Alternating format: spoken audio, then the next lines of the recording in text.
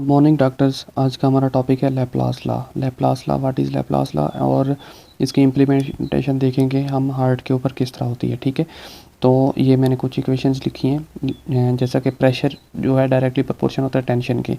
जब भी किसी भी एक डोरी में या किसी भी एक वॉल में टेंशन इंक्रीज़ होगी तो ऑफकोर्स उसका प्रेशर इंक्रीज़ होगा। ठीक है, जब उसकी थिकनेस इंक्रीज़ होगी ऑफकोर्स प्रेशर इंक्रीज़ होगा। ठीक है, जब रेडियस इंक्रीज़ होगा तो हमारा थिकनेस जो है, जो प्रेशर है वो डिक्रीज़ होगा। ठीक है, क्योंकि ये इन्वर्सली प्रोपोर्शन है। तो मैंने ये कुछ स्ट्रक्चर्स ड्रा की हैं लाइक एज लेफ्ट हार्ट की। तो इसमें देखें रेडियस कम है। ठीक है, तो ये स्क्वीज़ करेगा जब इसके ऊपर दोनों साइडों से प्रेशर इम्प्लीमेंट होता है। ठीक है, इसका रेडियस कम है तो ब्लड जो है बहुत तेज़ी के साथ बाहर मूव कर जाएगा। ठीक है, अगर रेडियस मैंने थोड़ा बड़ा किया, इसके ऊपर फिर प्रेशर इम्प्लीमेंट किया, तो ठीक है ब्लड बाहर जाएगा लेकिन कुछ ब्लड रह जाएगा। ठीक है, कुछ क्या ज़्यादातर रह जाएगा क्योंकि उसको स्पेस मिल जाएगी इधर उधर मूव करने की। ठीक है, तो सेम प्रेशर इम्प्लाई करना है। यहाँ पे जो प्रेशर इम्प्लाई किया सेम वही प्रेशर, और अगर मैं वही प्रेशर यहाँ पे इम्प्लीमेंट कर देता हूँ तो ये देखें कि कितना या इतना, यानी कि ये पुश हो जाएगा इनसाइड, बाकी सारा का सारा ब्लड यहीं पे रह जाएगा। ठीक है, तो ये ब्लड एग्जिट नहीं कर सकेगा। ठीक है, तो इस दौरान क्या होगा कि जो हमारा हार्ट है वो एज अ पंप कम करता है, तो इस दौरान एक एज अ टैंक काम करना स्टार्ट कर देगा। ठीक है, जो ब्लड को कलेक्ट ही करता रहेगा।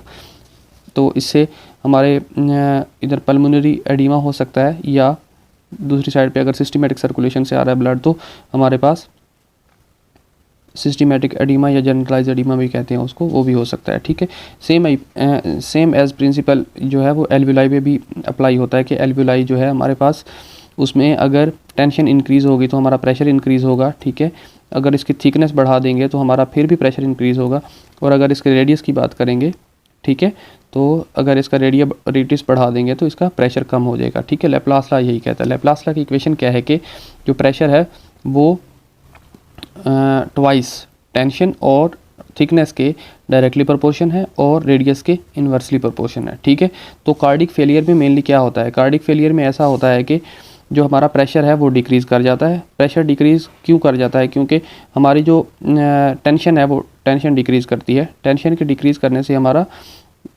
प्रेशर डिक्रीज़ करता है और थिकनेस भी डिक्रीज़ हो जाती है, क्योंकि वो फेल हो चुका होता है, उसकी लेयर्स डैमेज हो चुकी होती हैं। ठीक है, इसके दौरान क्या होता है, जो हमारा रेडियस होता है वो इंक्रीज़ कर जाता है।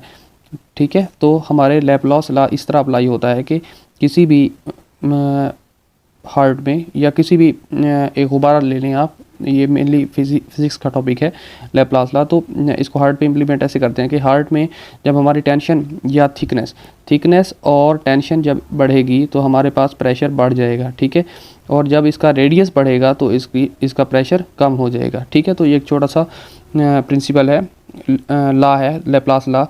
तो ये हार्ट पर इम्प्लीमेंट होता है और इससे हम हार्ट का प्रेशर फाइंड कर लेते हैं। ठीक है, तो